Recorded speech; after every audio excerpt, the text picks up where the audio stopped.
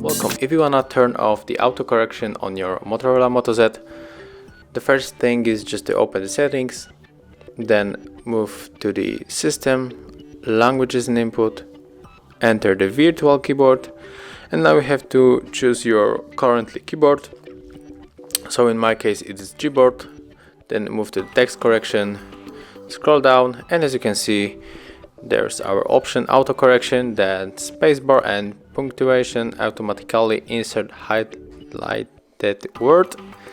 And if you wanna turn it off, click on this marker. And yeah, that's how it looks on the Motorola Moto Z. Thank you for watching, leave thumbs ups, comments, and of course subscribe to our channel.